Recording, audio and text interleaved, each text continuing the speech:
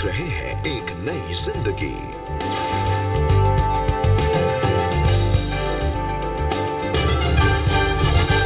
नमस्कार दोस्तों, आपका स्वागत है आज के इस एक नई जिंदगी के कार्यक्रम में।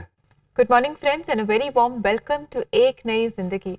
दोस्तों, बाइबल में उत्पत्ति उसके दूसरे अध्याय और 18वें वचन में परमेश्वर कहते हैं कि आदम का अकेला रहना अच्छा नहीं। It is not good for man to be alone.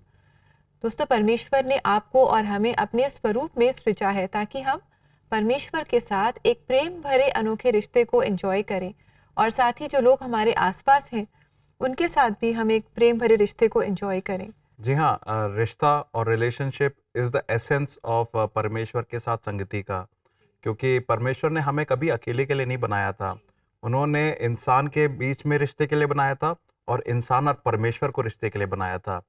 इसमें से कहीं भी कोई कड़ी टूटती है तो वो सिर्फ ब्रोकननेस ही नहीं आती है, पूरे प्रभु के प्लान पे ही हम लोग एक तरीके से मुंह फेर कर चले जाते हैं। और जब अगर परमेश्वर के प्लान से मुंह फेरते हैं तो उसके परिणाम तो हमें मालूम है क्या होते हैं। जी, शायद इसलिए हम में से बहुत सारे अकेलापन अपने जीवन में अनुभव करते हैं। तो दोस्तों, आज एक नई ज़िंदगी प्रोग्राम में हम जानेंगे कि कंपेनियनशिप यानी कि संगति हमारे जीवन से अकेलेपन को दूर कर देती है। और हमारी यही प्रार्थना है कि परमेश्वर के साथ आपकी जो संगति है वो बढ़ती जाएगी और इसका असर जो आपके आसपास जो लोग हैं उनके जीवन में भी दिखाई देगा। तो आइए दोस्तों, आगे बढ़ते हुए दिन की शुरुआत में हम सुने ये गीत दिल में रहना। ये हमारे लिए गा रहे हैं कागुई गांगमाई और ये गीत आपके लिए खास लेकर आई हैं हमारी एक नई जिंदगी प्रोड्यूसर असेंला। आइए इस गीत से हम आशीष पाएं।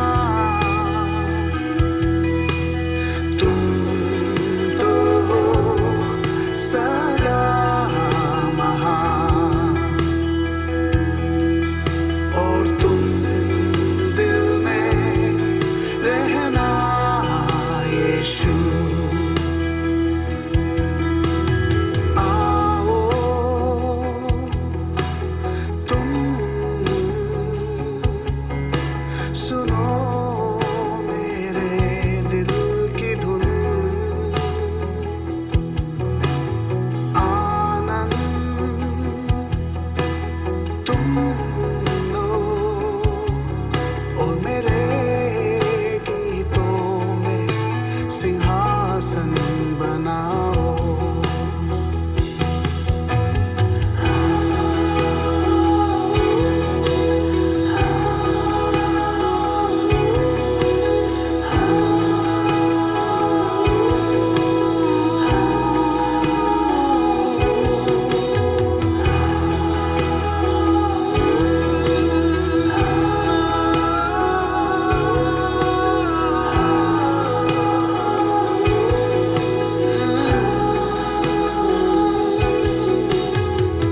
Thank you very much, dear friend, for that lovely song जो आपने हमारे लिए गाया. We're all blessed and may you keep singing like this for the Lord and thank you very much.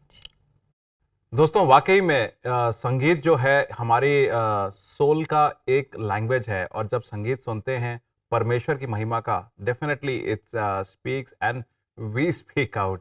मैं उम्मीद करता हूं कि आपने वाकई में इस गाने को सुनकर काफ़ी ज़्यादा परमेश्वर के करीब अपने आप को महसूस करा होगा। समय एक छोटे से ब्रेक का। ब्रेक के बाद जब लौटेंगे तब हम एक सच्ची कहानी से वाकिफ होंगे जिसमें परमेश्वर की और महिमा जाहिर होगी। तो please don't go anywhere, we'll be right back.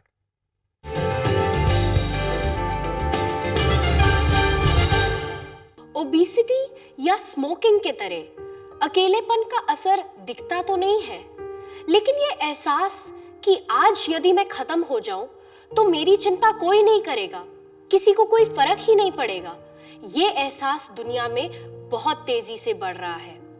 दोस्तों, परमेश्वर के पास आने में अपनेपन का ऐसा एक एहसास है जो दुनिया में हर कोई आज ढूंढ रहा है। अगस्त के महीने में हर फ्राइडे एक नई जिंदगी टीवी शो पे सीबीएन प्रेयर लाइन टीम आपके लिए प्रार्थना करेगी, तो आप इन प्रार्थनाओं में जरूर जुड़ें। फ्राइडे प्रेयर्स के अलावा आप सीबीएन प्रेयर लाइन नंबर पे कभी भी कॉल कर सकते हैं या व्हाट्सएप मैसेजेस के द्वारा अपने प्रार्थना निवेदनों को भी भेज सकते हैं। हमारा नंबर है 9910401010।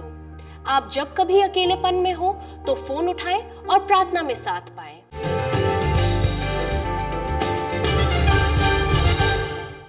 वेलकम बैक दोस्तों। आज एक नई जिंदगी प्रोग्राम में हम सीख रहे हैं कि अपने अकेलेपन में हम परमेश्वर पर भरोसा कर सकते हैं और उस पर निर्भर हो सकते हैं, उसका हम सहारा ले सकते हैं, क्योंकि वो हमारे जीवन से हर अकेलेपन को दूर कर हमारे जीवन को अपनी आनंद से, अपनी शांति से भरना चाहता है। जी, तो आइए दोस्तों, इस समय हम देखें एक सच्ची कहानी और आज हम मुलाकात करेंगे हेजल से, जिन्होंने बचपन से ही अकेलेपन को अनुभव किया। जब वो स्कूल में थी, फिर आगे जैसे वो बड़ी होती गई, उनके आसपास बहुत दोस्त थे, बहुत सारे लोग थे, लेकिन फिर भी उनके मन में बहुत अकेलापन था और इस अकेलेपन में इन्होंने कुछ गलत डिसीजंस भी लिए, कुछ गलत रास्तों पर भी ये चल पड़ी, जिसका असर इनके जीवन पर आया। आइए इनसे मुलाकात करें और जानें कि कौन है वो सच्चा मित्र जो इनके जीवन में इनके साथ जुड़ा और जिसने इनके अकेलेपन को दूर किया। ये बहुत ही अच्छी कहानी है हेजल की, जो हम देखेंगे और ये आपके लिए लेकर आई हैं हमारी एक नई जिंदगी प्रोड्यूसर नेहा शाह। तो ऐसा लगता था कि लोग मेरे साथ में तो हैं, बट कहीं ना कहीं उन भीड़ में भी मैं अकेली हूँ। मैं एक अच्छी विद्यार्थी नहीं थी पढ़ाई लिखाई में, मेरा ध्यान नहीं लगता था, मन नहीं लगता था, तो मेरे उतने दोस्त नहीं रहते थे और मैं एक फेलियर के रूप में क्लास में देखी जाती थी। तो मैंने उन लोगों से दोस्ती करने की कोशिश करी जो अमीर थे, क्योंकि उनके ऊपर टीचर्स का फेवर था, तो इसीलिए मैंने उनके साथ फ्रेंडशिप की। तो मैं उन दोस्तों के साथ तो थी, लेकिन मुझे अंदर से महसूस होता था कि हाँ, वो मुझे उतना महत्वता नहीं मिल रही है। हेजल अपनी स्टडीज के बाद जॉब के लिए दिल्ली चली गई। दिल्ली मूव करने का मेरा रीज़न अगेन पैसा था। सो व्हाट आई सॉ कि पैसा है आपके पास, पोजीशन है आपके पास, तो आपके पास लोगों का फेवर रहेगा। जब मैं अकेला महसूस करती थी, सो तब मैं सीधा अपने फ्रेंड्स को कॉल करते थे और हम लोग पब्स के लिए निकल जाते थे, कोई किसी मूवी के लिए निकल जाते थे। हेजल ने अपनी सोच के अनुसार वो सब कुछ किया कि वो अपने अकेलेपन से छुटकारा पा सके, पर अंत में उन्हें निराशा ही मिली। एक बार मैं बहुत ज़्यादा ही स्ट्रगल कर रही थी ये लोनलीनेस को लेकर, तो हम लोग ने अपने फ्रेंड्स के साथ प्लान किया कि पब चलते हैं। तो हम लोग उस रात को फ्रेंड्स के साथ मैंने ड्रिंक भी कर लिया उस रात को, और वो ड्रिंक इतना ज़्यादा हो गया था कि मैं अपने आप पे कंट्रोल नहीं कर रही थी। तो उसी ग्रुप में एक लड़का था जो मेरे साथ बदतमीज़ी करने लगा। पता नहीं कहाँ से मेरे पुराने ऑफिस से एक मेरी फ्रेंड थी, वो वहाँ से छुड़ा के फिर वो मुझे अपने घर ले गई। अगले दिन फिर सुबह उठी और फिर वो जो पूरा जो इंसिडेंट है वो मेरे सामने आया, और उस टाइम पे मैं बिल्कुल टूट गई। इस घटना के बाद हेजल लखनऊ अपने घर चली गई और कुछ समय के बाद उनकी शादी हो गई। शादी के बाद मुझे लगा कि ये खालीपन पूरी तरह से चला जाएगा। जो मुझे इतनी भीड़ में नहीं मिल रहा था, मुझे लगा कम से कम एक व्यक्ति जो प्रभु को जानता है, जो परमेश्वर को जानता है, वो कम से कम उस चीज़ को पूरा करेगा। लेकिन वो चीज़ भी मेरे को नहीं हुआ। और हमारे लाइफ में कॉन्फ्लिक्ट्स काफ़ी थे शादी के शुरुआती दिनों में। तो एक पति होने के नाते ये मेरी जिम्मेदारी है कि मैं वो कंपेनियन बनूं जो परमेश्वर चाहता था कि मैं उसके लिए बनूं। तो उसको उस लोनलीनेस के फेस से निकालना, उसको रीडिस्कवरी के फेस में हेल्प करना। और क्योंकि मैंने उनके अंदर एक एक्सेप्टेंस को देखा, उनके अंदर एक जो मेरे प्रति जो रिस्पेक्ट और लव को देखा था, राइट, तो वो चीज़ मैं कैसे लाऊं अपने अंदर उनके लिए भी, अपने गॉड के लिए। तो वो मैं प्रे करने लगी। तो परमेश्वर ने, यीशु ने मेरी बहुत मदद की, जीसस ने, और मैंने देखा कि कैसे वो खालीपन जो था मेरे अंदर वो धीरे धीरे यीशु ने भर दिया। ऐसा भर दिया कि मैं अब उनका जो प्रेम है, मेरे अपने पति का प्रेम है, मैं उनको एक्सेप्ट कर सकी। तो हम एक ऐसे पति पत्नी के रूप में कंपेनियन साबित हुए, एंड कंपेनियनशिप ने हमें संभाल के रखा परमेश्वर के आदेश का। दोस्तों, हेजल की कहानी में हमने देखा कि कैसे वो प्रेम की तलाश में थी, एक्सेप्टेंस की तलाश में थी, और कैसे उन्होंने अपने जीवन में इतने अकेलेपन का सामना किया, लेकिन जब उन्होंने प्रभु यीशु मसीह को अपने जीवन में जाना, उनके प्रेम को चखा, तो सब अकेलापन दूर हो गया। और साथ ही उनके जो हस्बैंड हैं, जो उनके साथ खड़े रहे, उन्हें इंकरेज करते रहे। कितना अच्छा है कि ऐसे जो पति पत्नी, they are that good company for each other, and जहाँ वो एक दूसरे की कमजोरी में एक दूसरे का साथ देते हैं, उभारते हैं एक दूसरे को, जैसे हेजल की कहानी में हमने देखा। एंड ये एक सच्चा प्रतीक है प्रभु ने, जो रचनाकार है, जो इसने रचना करी, कि कंपेनियनशिप कितना अहम रोल प्ले करता है परमेश्वर की इच्छा को जाहिर होने के लिए, पूरा होने के लिए हमारी जिंदगियों में। जी हाँ दोस्तों, परमेश्वर की इच्छा है कि रिलेशनशिप हमारी जिंदगियों में जाहिर हो। मैं इसका एक छोटा सा एग्जाम्पल आपको दूंगा। आपने पेड़ों की ग्राफ्टिंग के बारे में सुना होगा कि एक डाली दूसरी डाली के साथ जोड़कर एक शाखा पूरी तरीके से एक साथ एक बनकर बड़ी होती है, ग्रो करती है, उस पे फल आते हैं, उस पे पत्तियां आती हैं। अगर वो दोनों शाखाएं, दोनों डालियां अगर एक दूसरे के साथ मैचअप ना करें, एक्सेप्ट ना करें, एक दूसरे की कनेक्शन में ना हो, आप चाहे कितना भी जोड़ेंगे, वो शाखा कभी भी बढ़ेगी नहीं, फलवंत ना होगी, ना उसमें पत्तियां आएंगी। यही चीज़ रिलेशनशिप के साथ होती है। जब हमारा कंपेनियनशिप साथ में होता है, अगर ट्रूथफुली कंपेनियनशिप है तो लोनलीनेस नहीं होगी। अगर कंपेनियनशिप के साथ साथ बहुत सारे अगर लोग भी मिले हों, तब भी लोनलीनेस हो सकती है, अगर क्लियर कनेक्शन ना हो। प्रभु के वचन में एक ऐसी कहानी लिखी है कंप्लीट कंपेनियनशिप की, जो सिर्फ ग्रो नहीं करा, उसमें फल भी आया और वो काफी विख्यात रही। मैं बात कर रहा हूँ रूथ और नेओमी की। नेओमी जो कि जिसके हस्बैंड था, जिसके 2 लड़के थे, अपने देश को छोड़कर बाहर जाती है और बाहर मोआब देश में जाती है। वहाँ पर उसकी 2 बहुएं आती हैं, मगर उसके साथ प्रॉब्लम ये होती है कि उसके पति नहीं होते हैं, और जब उसके लड़कों की शादी होती है, उसके दोनों लड़कों की मृत्यु हो जाती है, and she is left alone with her daughter in laws. और उसमें से एक डॉटर इन लॉ उसका साथ निभाती है, रूथ। देखिए वचन में क्या कहती है। रूथ 1:16 में लिखा है, किंतु रूथ ने कहा, अपने को छोड़ने के लिए मुझे विवश मत करो, अपने लोगों में लौटने के लिए मुझे विवश मत करो, मुझे अपने साथ चलने दो। जहां कहीं तुम जाओगी मैं जाऊंगी, जहां कहीं तुम सोओगी मैं सोऊंगी। तुम्हारे लोग मेरे लोग होंगे, तुम्हारा परमेश्वर मेरा परमेश्वर होगा। आपने देखा रूथ जो नयोमी के परमेश्वर को भले ही नहीं जानती होगी मगर नयोमी को जानती थी, और नयोमी के साथ रहने के बाद नयोमी के कष्टदायक सीजन में जब उनका पति नहीं था, जब उनके बेटे नहीं थे और वो अकेली हो गई थी, वो कहती है मैं तुम्हारी कंपेनियन बनूंगी, मैं तुम्हारे साथ चलूंगी, तुम्हारे लोगों को मैं अपनाऊंगी, तुम्हारे परमेश्वर को मैं अपनाऊंगी, तुम्हारा आने वाला जो फ्यूचर है उसको मैं अपनाऊंगी। हम लोग जीवन साथ बने रहेंगे ताकि कभी भी तुम अकेली ना हो।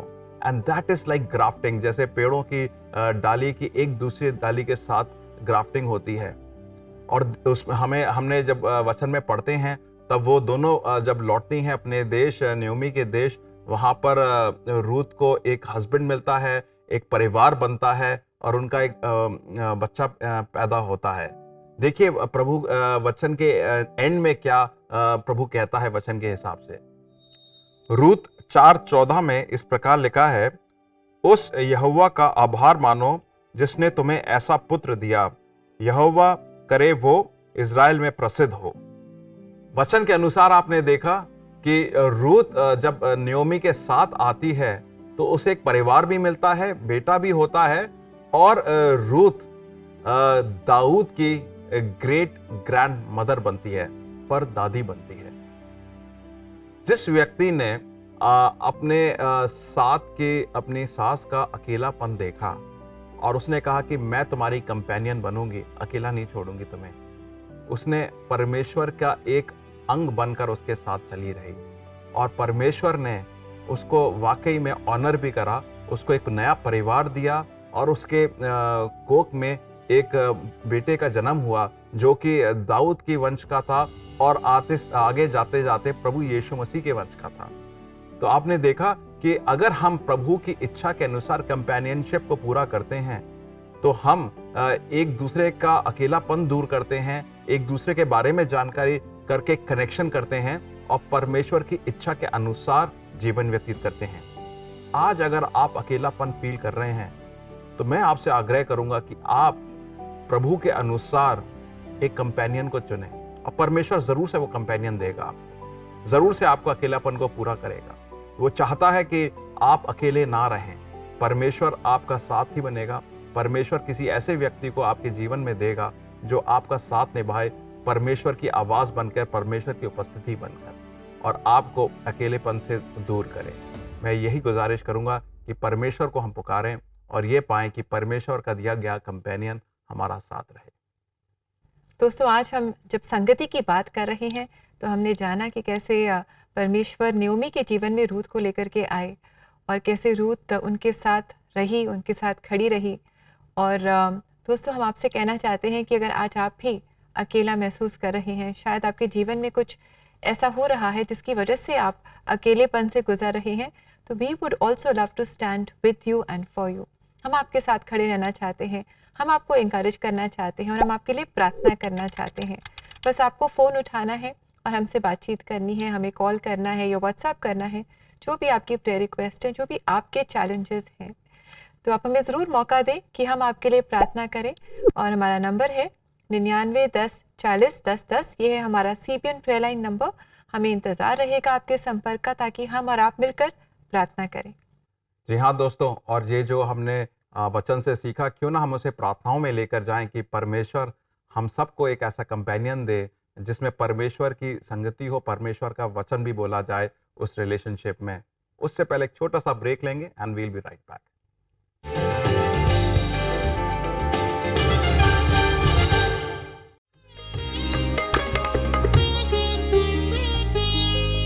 यहोवा कायम रखदा है,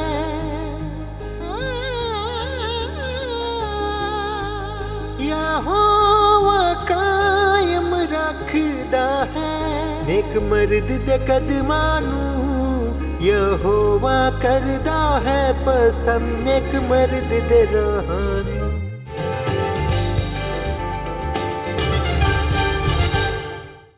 वेलकम बैक दोस्तों। आज एक नई ज़िंदगी प्रोग्राम में हम बात कर रहे हैं कि किस तरह हमारे जीवन में जब संगति होती है तो हमारा अकेलापन दूर हो जाता है। और आज हमने हेज़ल के जीवन से देखा कि कैसे उन्होंने परमेश्वर के साथ संगति की और कैसे उनके पति भी जब उनके साथ जुड़े तो उन्होंने उन्हें इंकरेज किया और उनकी मदद की कि वो अकेलेपन से बाहर आ सके। जी हाँ दोस्तों, and ये एक बहुत ज़रूरी चीज़ होती है कि परमेश्वर तो हमारे साथ उपस्थित होता ही होता है, मगर परमेश्वर ज़रूर से कभी ना कभी एक ऐसा जन ज़रूर भेजता है हाँ जी। जो परमेश्वर की वाणी बन के आता है, परमेश्वर की उपस्थिति बन के आता है हम लोग के जीवन में। क्यों ना दोस्तों ये समय को हम उपयोग करें परमेश्वर से गुहार लगाने के लिए, प्रार्थना करने के लिए कि परमेश्वर हमारे अकेलेपन में आप तो उपस्थित हैं, कोई एक ऐसा व्यक्ति आए जो आपकी उपस्थिति बनकर हमारे जीवन में आए।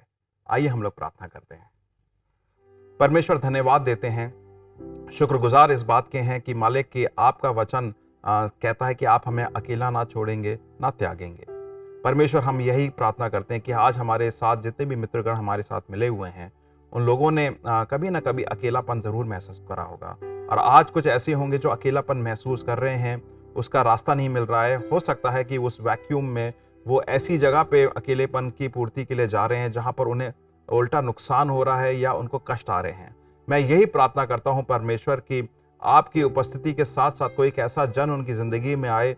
हो सकता है वो मेंटर बन के आए, हो सकता है वो अध्यापक बन के आए, हो सकता है वो उनके जीवन में भाई बहन की रिलेशनशिप को पूरा करे, या माता पिता के रिलेशनशिप को पूरा करे, या पर्सनल फ्रेंड बनकर आए, या लाइफ पार्टनर बनकर आए। परमेश्वर मैं यही पुकारता हूँ आपके सामने कि हमारे दिलों की पुकार को सुने और एक हमें ऐसा जीवन में एक ऐसा व्यक्ति दें जो आपकी उपस्थिति को जाहिर करे, आपके वचन को जाहिर करे। प्रभु हम जानते हैं आपसे कोई चीज़ असंभव नहीं है। इस अकेलेपन को आप पूरा करें अपनी उपस्थिति से और उस भेजे गए व्यक्ति से। ये सारी प्रार्थनाओं को हम मांगते हैं प्रभु यीशु मसीह के नाम से, आमीन। आमीन। दोस्तों याद रखिए कि परमेश्वर असंभव को संभव करने वाला परमेश्वर है। उसके सामने हम लोग प्रार्थनाएं ला सकते हैं, उन प्रार्थनाओं को ज़रूर सुनता है वो। जी हाँ दोस्तों, आइए इस समय हम देखें आज के लिए प्रेयर टिप।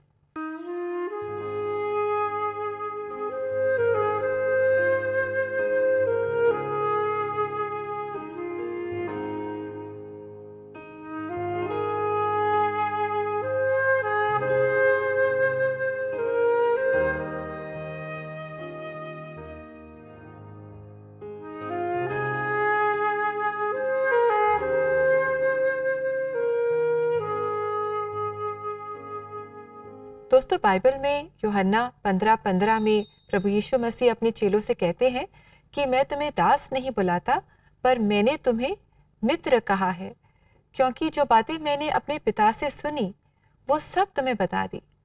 जब हम अकेला महसूस करते हैं और उस समय अगर हमें हमारा कोई दोस्त मिल जाए तो हमें कितना अच्छा लगता है। हम उसे गले लगाते हैं, प्यार करते हैं और उसके साथ अपने दिल का हाल बांटते हैं। आज के प्रेयर टिप में हम आपको इंकरेज करना चाहते हैं कि जाने कि प्रभु यीशु मसीह आपके सच्चे मित्र हैं। ये ध्यान में रखते हुए आप प्रार्थना करें और आपका जो भी दिल का हाल है आप उसके साथ बांटें, और आप जानेंगे कि कैसे ये जो सच्चा मित्र है ये आपके जीवन से हर अकेलेपन को दूर कर देगा। दोस्तों ये तो एक स्थापित बात है कि परमेश्वर की उपस्थिति हमें मिलती है परमेश्वर के वचन से। परमेश्वर का वचन जब बोला जाता है तो परमेश्वर की उपस्थिति को जाहिर करता है। आइए देखें परमेश्वर का वचन आज मेरे से और आपसे क्या कह रहा है। मैं तुम्हें शांति दिए जाता हूँ, अपनी शांति तुम्हें देता हूँ। जैसे संसार देता है मैं तुम्हें नहीं देता। तुम्हारा मन व्याकुल ना हो और ना डरे। यूहन्ना 14:27।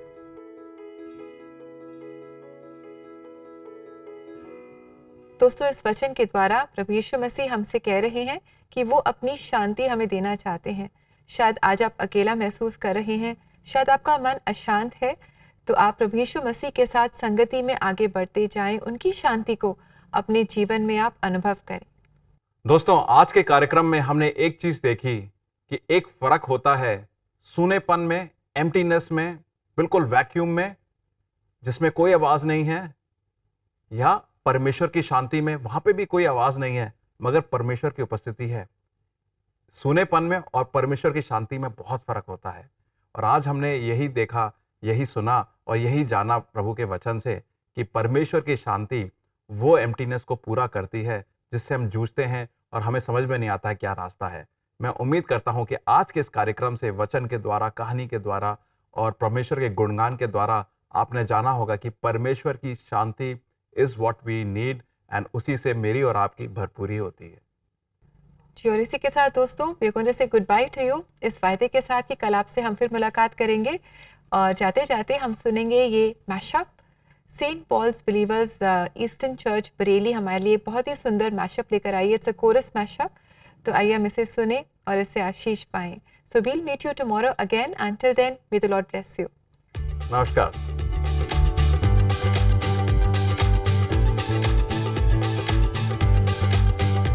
उसके फाटकों में प्रवेश करूंगा धन्यवाद के साथ, उसके आंगनों में स्तुति करूंगा और कहूंगा ये दिन यहोवा ने बनाया, मैं खुश हुआ कि आनंद किया, आनंदित किया, मुझे आनंदित किया, मैं खुश हुआ कि आनंदित किया।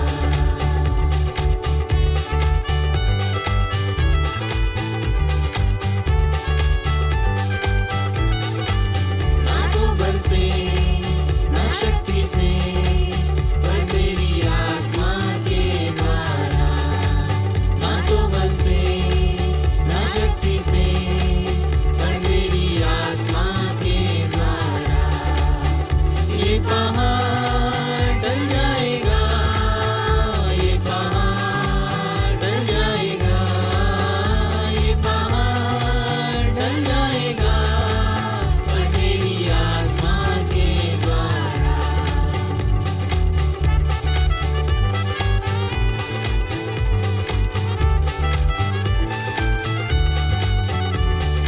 यीशु का नाम है सारी जमीन पर, जिससे हम पाते उद्धार।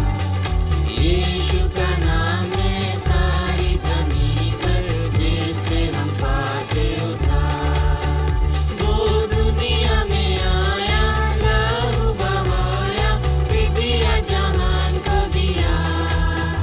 वो दुनिया में आया, लहू बहाया, फिर दिया जहान को दिया।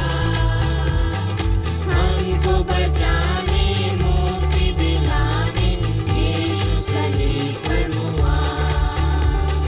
हमको बचाने, मुक्ति दिलाने, यीशु सलीब पर हुआ। सिर्फ यीशु का नाम है सारी जमीन पर, जिससे हम पाते उद्धार।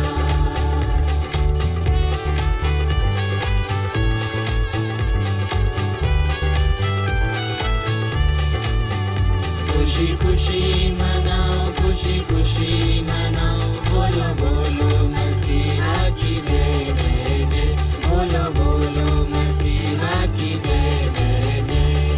मेरे लिए आया, मेरे लिए जिया, मेरे लिए आया, मेरे लिए जिया, मेरे लिए यीशु ने दुख उठाया, मेरे लिए यीशु ने दुख उठाया, मेरे लिए मारा गया, मेरे लिए गाड़ा गया, मेरे लिए मारा गया, मेरे लिए गाड़ा गया, मेरे लिए फिर जी उठा, मेरा है मसीह, मेरे लिए फिर जी उठा, मेरा है मसीह। मैं मसीह का हूँ, हम सब मसीह के हैं। खुशी खुशी मनाओ, खुशी खुशी मनाओ।